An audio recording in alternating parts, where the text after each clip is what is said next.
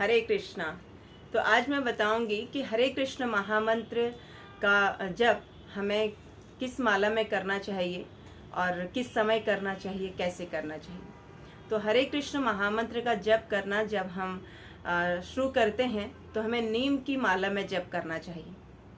तुलसी की माला में जप करने के लिए हमें चारों नियमों का पालन करना होता है। उसके बाद हम तुलसी की माला में जप करते हैं। वैसे तो हमारी संस्था में इस्कॉन में जब दीक्षा होती है तो तब हमें गुरु महाराज तुलसी की जप माला देते हैं और उसमें हम माला करना शुरू करते हैं। तो शुरुआत में नीम की माला में करना चाहिए। नीम की माला ऐसे होती है, ये नीम की माला है। नीम की माला में ये एक सुमेरु इसको बोलते हैं।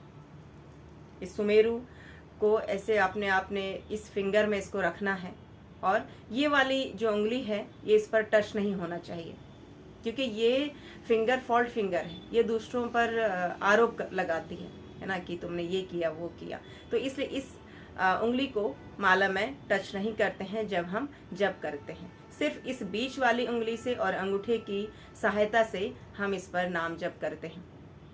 और हरे कृष्ण महामंत्र का जप करने से पहले हमें एक मंत्र बोलना होता है। वो मंत्र है पंचतत्व मंत्र। पंचतत्व मंत्र इसलिए बोला जाता है, जब इस पूरी माला को करने के बीच में हमसे कोई भी अपराध होता है तो हम पंचतत्व भगवान से प्रार्थना करते हैं कि क्षमा याचना करते हैं और हमें क्षमा कर देते हैं। तो इसलिए ये जो बीट्स है सुमेरु, इसके बाद जो बीट है उस पर हम अपना अंगूठा रखते हैं और ये उंगली को अलग निकाल लेते हैं बाहर। तो जब हम इस शुरू करते हैं तो यहाँ पर हम बोलेंगे जय श्री कृष्ण चैतन्य प्रभु नित्यानंद श्री अद्वैत गदाधर श्री वासादि गौर भक्त वृंद। तो अब हम हरे कृष्ण कृष्ण कृष्ण हरे हरे, हरे राम राम राम हरे हरे। फिर हम नेक्स्ट बीट पे जाएंगे और बीट्स हमने अपनी तरफ को लाने हैं। हरे कृष्ण कृष्ण कृष्ण हरे हरे, हरे राम राम राम हरे हरे, हरे कृष्ण कृष्ण कृष्ण हरे हरे, हरे राम राम राम हरे हरे। जब ऐसे करते करते हमारी ये पूरी माला जो है, हम यहाँ लास्ट बीट पे पहुँच जाएंगे। तो यहाँ से हमने सुमेरु को क्रॉस नहीं करना है। जब हमने दोबारा दूसरी माला हम करना चाहते हैं तो इसको हमने यूँ ही यहाँ से मोड़ लेना है। सुमेरु जो बीट है उसको हमने क्रॉस नहीं करना। अब यहाँ फिर से हमने पंचतत्व मंत्र बोलना है। जय श्री कृष्ण चैतन्य प्रभु नित्यानंद श्री अद्वैत गदाधर श्रीवासादि गौर भक्तवृंद। फिर हरे कृष्ण कृष्ण कृष्ण हरे हरे, हरे राम राम राम हरे हरे। ऐसे करते हुए हम अपनी दूसरी माला फिर से शुरू कर सकते हैं। और जब माला करते हैं बैठकर तो हमें ऐसे स्थान पर बैठना चाहिए, या तो अपने घर का जो मंदिर है वहाँ बैठकर हमने माला करनी चाहिए, या फिर किसी ऐसे साफ़ सुथरे स्थान पर बैठें, तुलसी महारानी को सामने रख कर माला करें। हम अपने बिस्तर पर हमें नहीं करना चाहिए माला बिस्तर पर बैठकर, क्योंकि वो तमोगुण है वहाँ पर। तो इसलिए हमें अलग बैठकर नाम जप करना चाहिए और रोज़ करना चाहिए रूटीन से। तो बताया जाता है कि हरे कृष्ण महामंत्र का जप करने के लिए ब्रह्म मुहूर्त का समय बहुत अच्छा है। भक्ति करने के लिए ब्रह्म मुहूर्त का जो समय है वो बहुत अच्छा है, क्योंकि उस ब्रह्म को प्राप्त करने के लिए हमें ब्रह्म मुहूर्त की में जप करने की आवश्यकता है।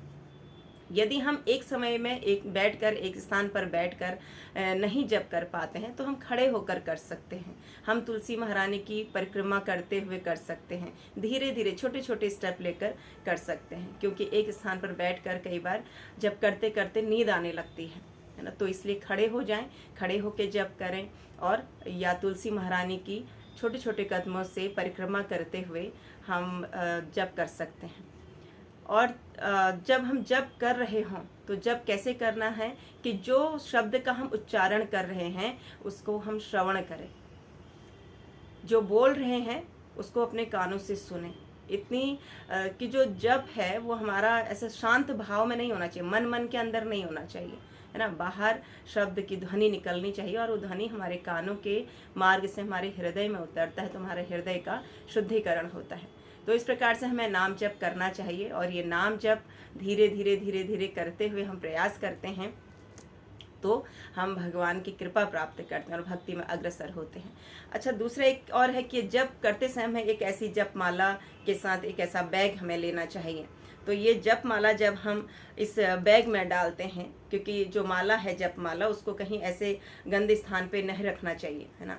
और जप माला हमारे कमर से नीचे वाले भाग को भी टच नहीं करना चाहिए। तो हमने इसमें डाला, यहाँ से हाथ डालने के लिए होता है इसमें, और यहाँ से फिंगर बाहर निकालने के लिए होता है, जो हमें टच नहीं करनी है माला में। तो इस प्रकार से इसके अंदर अंदर भी हम घुमाते घुमाते ऐसे माला कर सकते हैं हरे कृष्ण महामंत्र बोलते हुए। तो हम सब प्रयास करेंगे ऐसा करने का। और आज से ही हम जो लोग माला नहीं करते हैं हरे कृष्ण महामंत्र का, तो आज से ही वो प्रयास करें अपने हरे कृष्ण महामंत्र की माला करने के लिए।